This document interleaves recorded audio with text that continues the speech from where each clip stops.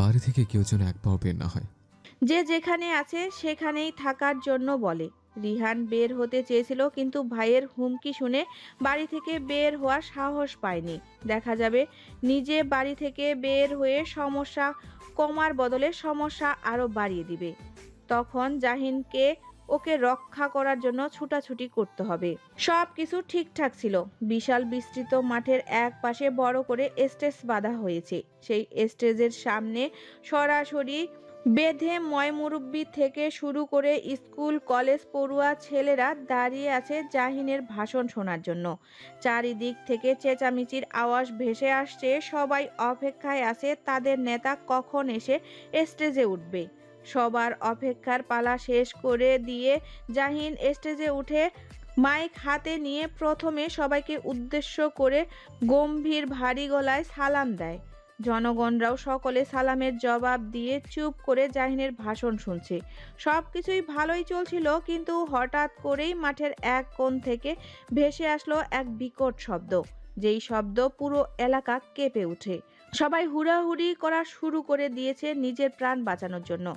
জাহিন বিস্ময়কর দৃষ্টি ফেলে মাইক হাতে নিয়ে সামনের দিকে তাকিয়ে আছে। কি হচ্ছে এখানে? নুহাস দৌড়ে এসে জাহিনকে বলল। ভাই চলো, এখান থেকে গোলাগুলি শুরু হয়ে গেছে। জাহিন চেঁচিয়ে বলে ওঠে।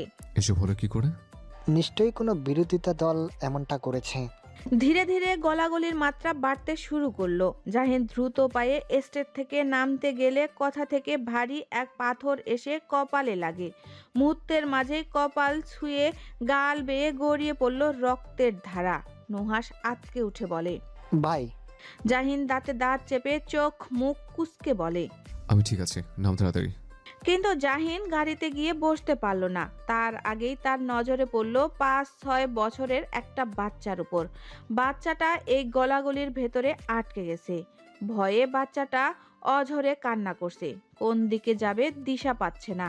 জাহিন তা দেখে নিজেকে আটকে রাখতে না পেরে গলাগলির ভেতরে ঢুকে বাচ্চাকে কোমরে বাঁকিয়ে কোলে তুলতে নিবে, তখনই পিঠের উপরে অনুভব করলো কেউ সজোরে বাঁশ দিয়ে বাড়ি মেরেছে তাকে। আকস্মিক এভাবে বাড়ি মারার জন্য জাহিন নিজের টাল সামলাতে না পেরে এক হাঁটু মুড়ে বসে পড়ে। আঘাতকারী পুনরায় জাহিনকে মারতে উদ্যত হতে নিবে, সাথে সাথে জাহিন বাঁশের আগা শক্ত হাতে ধরে ছিনিয়ে নিয়ে আঘাতকারীর পেটে লাথি মারে। জাহিনের দলের ছেলেরা ছুটে আসে তাকে রক্ষা করার জন্য। জাহিন বাচ্চাটাকে মাসুমের কোলে দিয়ে বলে। ওকে নিরাপদ জায়গায় রেখে। মৌমাছির মতো জাহিনের দিকে তেড়ে আসছে কয়েকজন। বোঝাই যাচ্ছে তাদের একমাত্র লক্ষ্য জাহিন। জাহিনকে এভাবে শক্ত চোখে সামনের দিকে তাকিয়ে থাকতে দেখে নুহাসের বুঝতে বাকি নেই জাহিনের পরবর্তী ধাপ কি। কোনোভাবে কি জাহিন এদের সাথে লড়তে চাইছে নাকি? কিন্তু লড়তে গেলে নিজের ক্ষতি করে বসবে, যেটা নুহাস হতে দিবে না।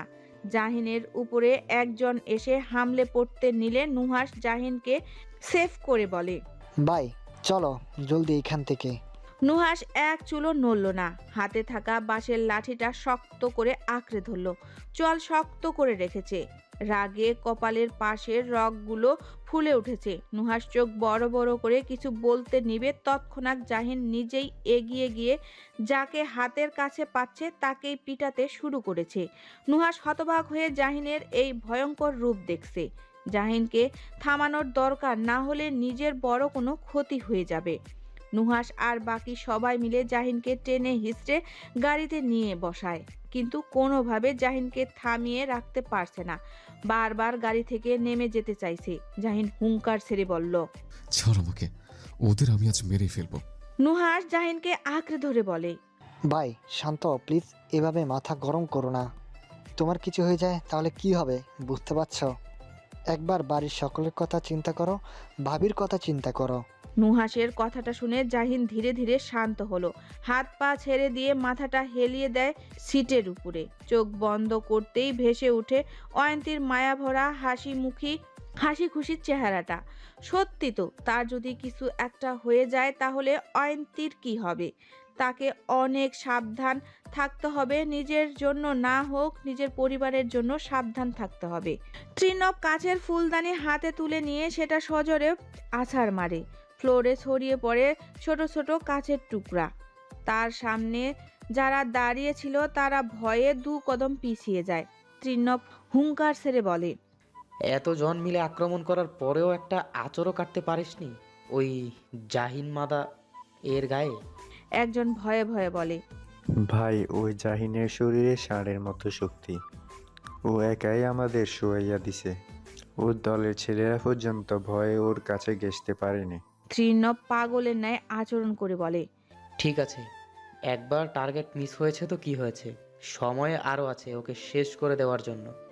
কথাটা বলে নিজের গালে হাত রেখে চিবিয়ে চিবিয়ে বলে, ও আমার গায়ে হাত তুলেছে জনসমক্ষে, এর প্রতিশোধ তো আমি তুলবই যে কোনো মূল্যে। শেখ বাড়ির সকল সদস্য নির্জীব হয়ে আছে। জহুরা বেগমের আহাজারি কমেছে যখন শুনেছে ছেলে একদম ঠিক আছে, কোনো ক্ষতি হয়নি। জাহিন রাত 10টার দিকে বাড়ি ফিরে। যারা যারা আহত হয়েছে তাদেরকে হাসপাতালে ভর্তি করা হয়েছে, আর জাহিন নিজ থেকে সকলের চিকিৎসার দায়িত্ব নিয়েছে, যেহেতু ওর সমাবেশের যোগ দেওয়ার জন্যই সকলে আহত হয়েছে। গাড়ির শব্দ শুনে জহুরা বেগম বসা থেকে উঠে বাড়ির বাইরে বের হওয়ার জন্য উদ্যত হতে নিবে, তখনই জাহিন ভেতরে প্রবেশ করে। ছেলেকে দেখে জহুরা বেগম নিজেকে ধরে রাখতে না পেরে ছেলের বুকে হামলে পড়ে কাঁদতে শুরু করে। অয়ন্তী স্বামীকে অক্ষত অবস্থায় দেখে স্বস্তির নিঃশ্বাস ছাড়ে। দেওয়ালের সাথে শরীরটা হেলিয়ে দিয়ে দীর্ঘ নিঃশ্বাস ছাড়ল।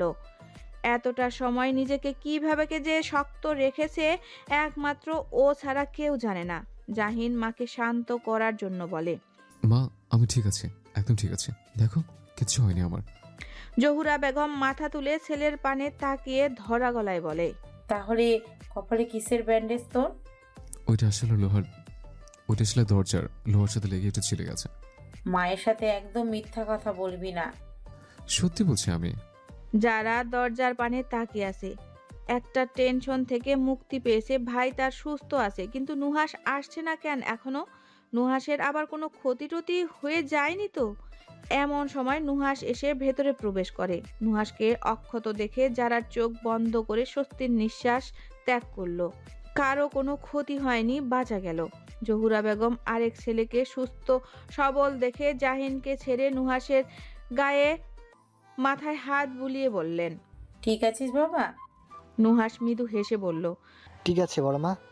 জহুরা বেগম এবার রেগে বলেন, তোদের জন্য চিন্তা করতে করতে একদিন আমি স্ট্রোক করে বসবো, দেখে নিস। জাহিন কপট রাগ দেখিয়ে বলে, উফ মা, কি উল্টোপাল্টা কথা বলছো বলো তো? আমরা একদম ঠিক আছে।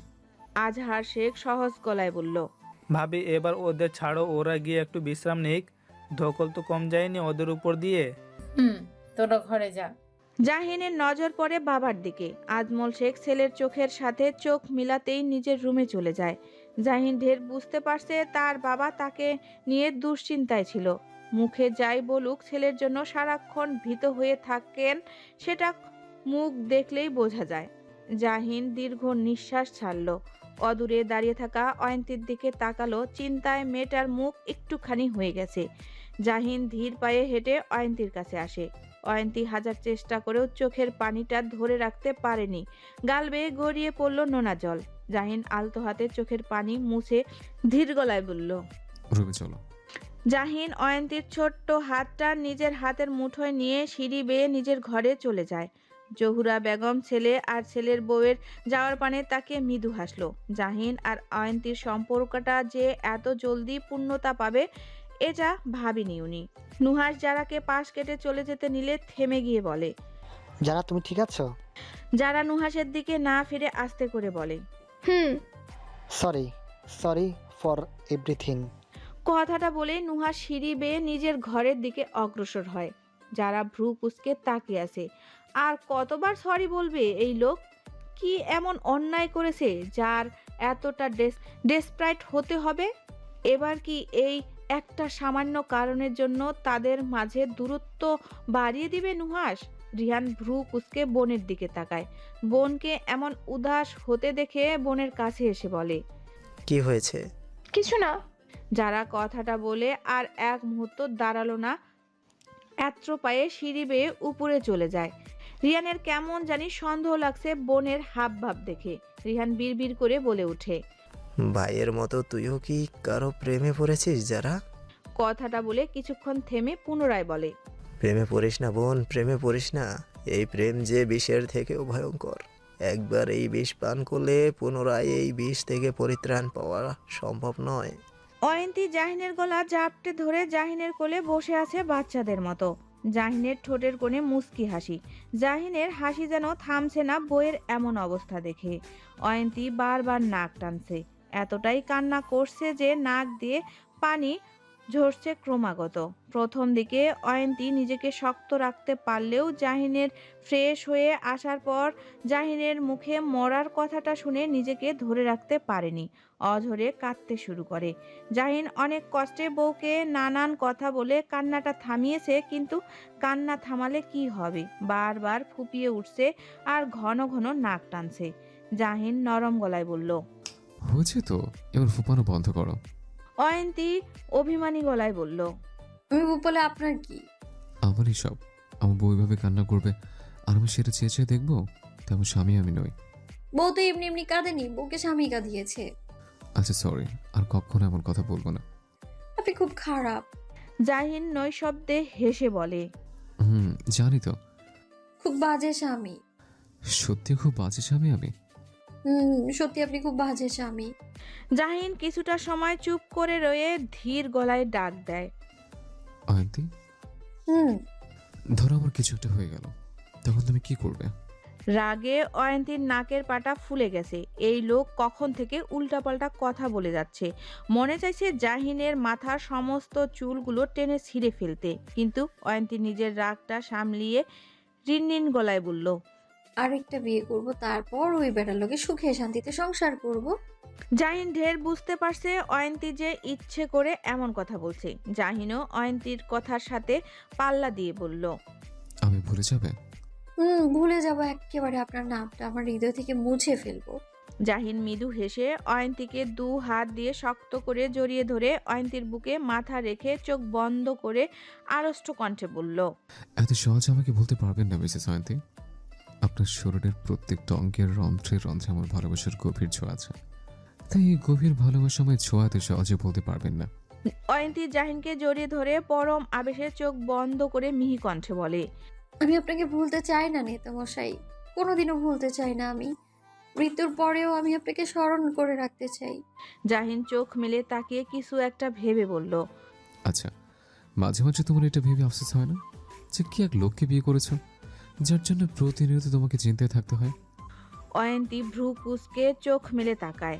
এবার জাহিন একটু বেশি বাড়াবাড়ি করছে। এই লোককে থামানোর দরকার। কখন থেকে মুখে যা আসছে তাই বলে যাচ্ছে। অয়ন্তীর দাঁত কামড়ে ধুম করে জাহিনের পিঠে আস্তে করে কিল মেরে বসে। আকস্মিক পিঠের উপর এভাবে কিল মারাতে জাহিন ব্যথায় আর্তনাদ করে ওঠে। অয়ন্তী হকচকিয়ে উঠে জাহিনের আর্তনাদ শুনে। সে তো এত জোরে কিল দেয়নি, তাহলে জাহিন এভাবে আর্তনাদ করে উঠল কেন? অয়ন্তী তড়িৎ বেগে জাহিনের কাছ থেকে দূরে সরে এসে বিচলিত গলায় বলল, কি হয়েছে? আমি তো এত জোরে কিল দিইনি যার জন্য আপনি এতটা ব্যথা পাবেন। জাহিন চোখ বন্ধ করে দাঁতে দাঁত চেপে বলল, আমি ঠিক আছে অয়ন্তী, কিছু হয়নি আমার। অয়ন্তীর মনে সন্দেহের সৃষ্টি হলো। জাহিনের চোখ মুখ অন্যরকম হয়ে উঠল। ঠোঁটে ঠোঁট চেপে রেখেছে। জাহিন তার কাছ থেকে কিছু একটা লুকাতে চাইছে। পিঠে হয়তো কিছু হয়েছে যেটা জাহিন তার কাছ থেকে আড়াল করতে চাইছে। দেখতে হবে পিঠে কি হয়েছে যার জাহিন এতটা কষ্ট পেল এই সামান্য কিল দেওয়ার কারণে। অয়ন্তী হাত বাড়িয়ে জাহিনের গায়ে পরিহিত শার্টের বোতাম খুলতে নিলে তৎক্ষণাৎ জাহিন অয়ন্তীর হাত ধরে বাধা দিয়ে বলে, কি করছো? হাতটা ছাড়ুন, দেখবো আমি। জাহিন ভীত গলায় বলল, দেখবো মানে কি দেখবে? আপনাকে দেখবো। তো দেখো, বারণ করেছে কে? কিন্তু তার জন্য শার্টের বোতাম খুলতে চাইছো কেন? আপনার পিঠে কি হয়েছে সেটা দেখার জন্যই তো শার্টের বোতাম খুলতে হবে। জাহিন ভরকালো। তার পিঠ যদি একবার অয়ন্তী দেখে তাহলে এই মেয়ে নিশ্চিত পাগল হয়ে যাবে। আটকাতে হবে অয়ন্তীকে, না হলে এই মেয়ে কান্না করতে করতে চোখের 12টা বাজিয়ে দিবে। জাহিন মেকি হেসে বলল। আমার পিঠে আবার কি হবে? আমার পিঠে কিছু হয়নি তো। অয়ন্তী জেদ ধরে বলল। তাও দেখবো আমি, হাত সরান। শার্ট খুললে আমার ঠান্ডা লাগবে অয়ন্তী। লাগুক ঠান্ডা, আর এমনিতে আপনি কয়েকদিন ধরে একটু বেশি খালি গায়েই থাকেন। অয়ন্তী আমার কথা শোনো।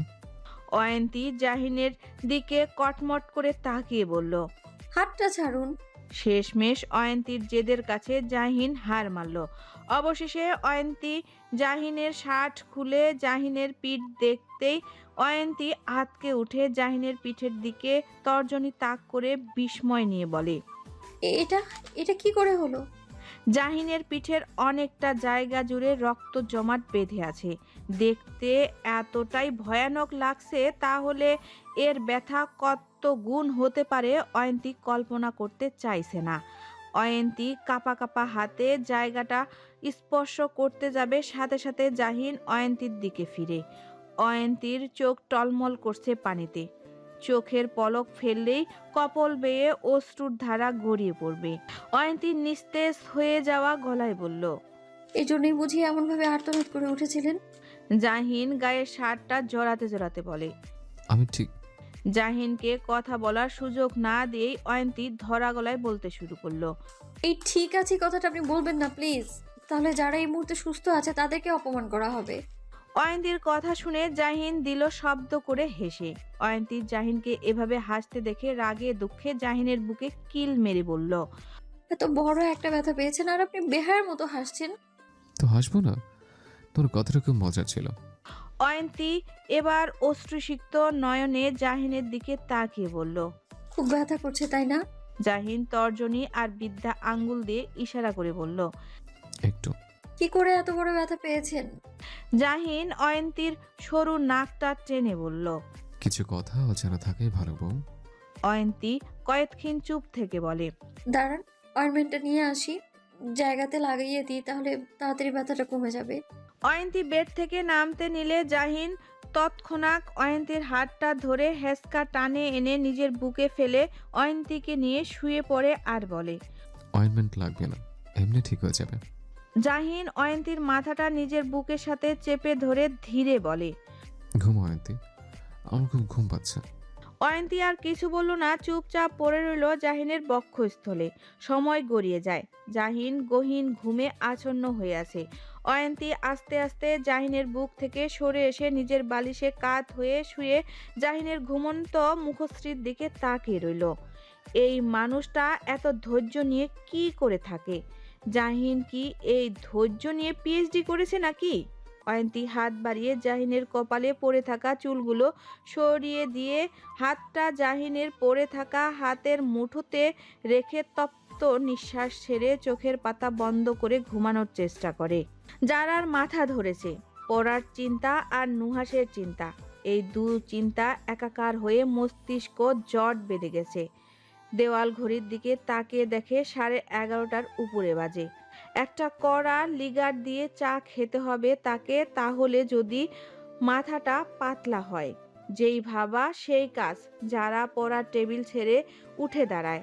দরজা খুলে বের হতেই পা জোড়া থমকে যায়। নুহাস কেমন গা ছাড়া ভাব নিয়ে হেলে দুলে ছাদের দিকে যাচ্ছে এই ঠান্ডার মাঝে। যারা কিছুক্ষণ থম মেরে দাঁড়িয়ে রইল।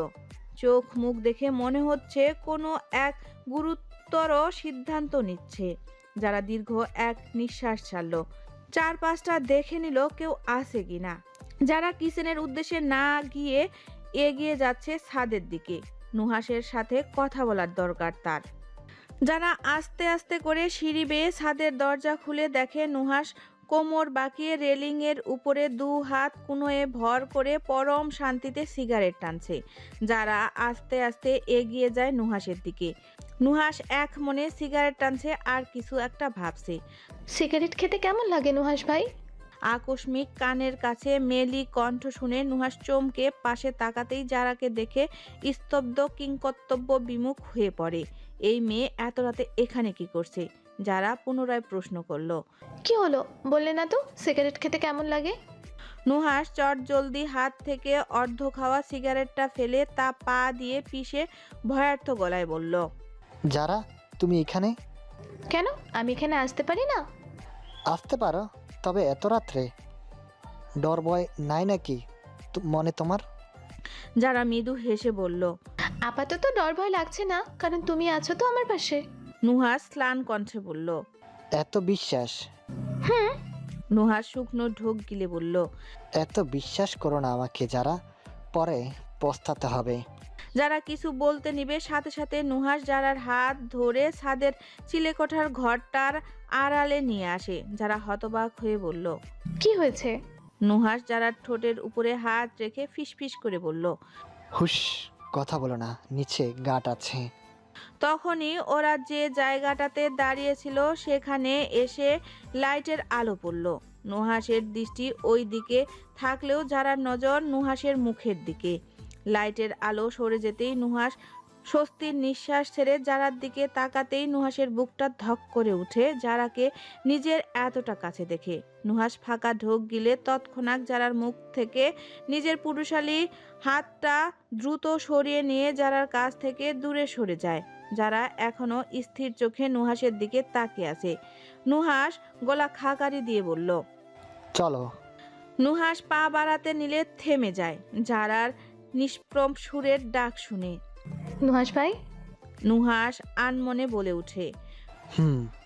তুমি খুব অপরাধ ভোগে ভুগছো তাই না? নুহাস কথা বলল না। যারা পুনরায় বলল। তোমাকে অপরাধ বোধে আর ভুগতে হবে না, আমি শোধবোধ করে দিব। নুহাস ভ্রু কুঁচকে নেয় যারার কথা শুনে। যারার কথার আগামাথা কিছু বুঝতে পারছে না সে। আকস্মিক যারা নিজের পায়ের পাতার সামনের অগ্রভাগে শরীরের সমস্ত ভার দিতেই নিজেকে উঁচু করে টুপ করে নুহাসের ওষ্ঠ জোড়ার সশব্দে চুমু খেয়ে বসে সরে আসে। নুহাস স্তব্ধ বিমুখ, বার কয়েক চোখের পলক ফেলে নির্বাক হয়ে তাকিয়ে রইল যারার দিকে। যারার বুকের উঠানামা বেড়ে গেছে। নিচ থেকে চুমু খেয়েছো তো ঠিক আছে, কিন্তু এখন মন চাইছে এক লাফে ছাদ থেকে নেমে যেতে। আর চোখে একবার হতবাক হয়ে থাকা নুহাসের দিকে তাকিয়ে মিনিয়ে যাওয়া গলায় বলল। আমি যাই। যাই বললেই কি আর যেতে দিবে নাকি নুহাস তাকে এই মুহূর্তে? কখনোই না। এমনিতে নিজের মনের সাথে যুদ্ধ করে বেড়াচ্ছে, আর সেই যুদ্ধের মাঝে যদি এভাবে আকস্মিক আক্রমণ করে বসে তাহলে কি নিজেকে সামলানো সম্ভব? না, এটা সম্ভব না। তার ধৈর্যের বাঁধ ভেঙে গেছে। এখন এই বাঁধ জোড়া লাগানো সম্ভব নয় তার দ্বারা। নুহাস খপ করে যারার হাত ধরে নিজের কাছে টেনে আনে। যারা চোখ বন্ধ করে রেখেছে। বুকের হৃৎস্পন্দনের গতি অস্বাভাবিকভাবে বেড়ে গেছে। মনে হচ্ছে এই বুঝি বেরিয়ে আসবে। ভেসে আসছে নুহাসের নিরেট গলার স্বর। কাজটা কি তুমি ঠিক করলে যারা? যারা চোখ খিচে বন্ধ করে রেখেছে। শ্বাস ভারী হয়ে আসছে তার। হাঁসফাঁস লাগছে। গলা শুকিয়ে কাঠ হয়ে গেছে। ঠান্ডায় যারা ঠোঁট জোড়া কিঞ্চিত কাঁপছে। নুহাস সেই দিকটায় একবার তাকিয়ে যারার বন্ধ চোখ জোড়ার দিকে তাকিয়ে সহজ গলায় বলল। ওপেন ইউর রাইস যারা। যারা ধীরে ধীরে চোখ খুলল। দুজনের দৃষ্টিতে দৃষ্টি মিলল। যারা নুহাসের এই উন্মত্ত দৃষ্টি সহ্য করতে না পেরে নজর সরিয়ে নিয়েছে নিজের। নুহাস বারবার শুকনো ঢোক গিলছে, যথাসাধ্য নিজেকে নিয়ন্ত্রণে আনার চেষ্টা করছে, কিন্তু বারবার ব্যর্থ হচ্ছে। আর যাই হোক, এই গভীর রাতে তার সামনে তার প্রিয় নারীটি দাঁড়িয়ে আছে, সেই হিসেবে নিজেকে সামলানো যেন একটু দুর্বিষহ হয়ে দাঁড়িয়েছে। নুহাস কাঁপা কাঁপা গলায় বলল। যারা ধীরে ধীরে হাত উঁচু করে নুহাসের জ্যাকেটটা শক্ত করে আঁকড়ে ধরে আবেশে চোখ বন্ধ করে নেয়। নুহাস আবারও নিজের মনের সাথে যুদ্ধ করল, কিন্তু না, এই যুদ্ধে সে আজ পরাজয়। কয়েকক্ষণ পরেই অনুভব করলো যারা তার গাল আর গলার কাছটায় পুরুষালী ঠান্ডা শক্ত হাতের পরশ। মোচড় দিয়ে উঠল তার তলপেট। এক মাতাল করা অনুভূতির জোয়ারে সে ভাসছে, যে জোয়ারে আনার ক্ষমতা শুধু নুহাসেরই আছে। যারা এরপরই অনুভব করলো নিজের অধৈর্যরা নরম উষ্ণ এক ছোঁয়া। দুজনের শান্ত শ্বাস অশান্ত হয়ে এলো। শরীরে অনুভব করছে নুহাসের বেসামাল ঠান্ডা হাতের স্পর্শ। নুহাস আষ্টে পিষ্টে নিজের সাথে যারাকে জড়িয়ে রেখেছে। নেশায় বুঁদ হয়ে গেছে নুহাস। যারা কপাল কুঁচকে নেয়। এই অনুভূতি তার কাছে বড্ড নতুন এক অনুভূতি। এই অনুভূতির নাম কি দেওয়া যায়? আদৌ কি অনুভূতির নাম দেওয়া যায়? না, যায় না। এই অনুভূতির নাম দেওয়া সম্ভব নয়। এই এক নাম না জানা অনুভূতি। যারার গাল বেয়ে গড়িয়ে পড়ে নোনা জল। নুহাস যখন বুঝতে পারল যারা কান্না করছে, তখনই নুহাস যারাকে ছেড়ে দেয়, কিন্তু সরে আসে না। নুহাসের ভারী গরম তপ্ত নিঃশ্বাস যারার উন্মুক্ত ঘাড়ে আছড়ে পড়ছে। যারা মাথা নিচু করে রেখেছে। লজ্জায় নুহাসের দিকে ফিরে তাকানো সাহস পাচ্ছে না। আকস্মিক নিজের গালে নুহাসের হাতের ছোঁয়া পেয়ে যারা কেঁপে ওঠে। নুহাসের গভীর গলার স্বর ভেসে আসে। পরের বার এই ভুল যেন দ্বিতীয়বার না হয়। যদি হয়, এর থেকে খারাপ কিছু ঘটে যেতে পারে। কথাটা মনে থাকবে? যারা মাথা উপর নিচ করলো 2-3 বার। পরপর নিজেকে অনুভব করলো নুহাস তার হাঁটু আর পিঠে হাত রেখে তাকে পাজা কোলে তুলে নিয়েছে। যারা ভয়ে মৃদু চিৎকার করে উঠে। নুহাস এগিয়ে গেল চিলেকোঠার দরজার দিকে। যারা ভয়ে আছে, যদি কেউ তাদের এই অবস্থায় দেখে নেয় তখন কি হবে? বাড়িতে ঝড় বয়ে যাবে। যারা চোখ বন্ধ করে মনে মনে আল্লাহর কাছে একটাই দোয়া করছে, এই যাত্রায় আর শুধু বাঁচিয়ে দিক। এরপর থেকে আর কখনো দিন সে নিজ থেকে এমন অঘটন ঘটাবে না জীবনেও। সহি সালামতে নুহাস যারার রুমে ঢুকে যারাকে বেডে শুয়ে দিয়ে নিজে 1 সেকেন্ডও দেরি না করে রুম থেকে বেরিয়ে যায়। যারা দরজার শব্দ শুনে চোখ মেলে তাকায়। বুকের বাঁ পাশটা শক্ত করে চেপে ধরে। কোন দুঃখে যে সে নুহাসের পেছনে পেছনে ছাদে যেতে গেল। গাড়িতে যা হয়েছিল হয়েছিল। এটার পূর্ণ আবৃত্তি ঘটাতে গেল কেন? যদি না করতো তাহলে এমনটা হতো না। যারা এবার নিজেকে নিজেই 1000টা গালি দিচ্ছে।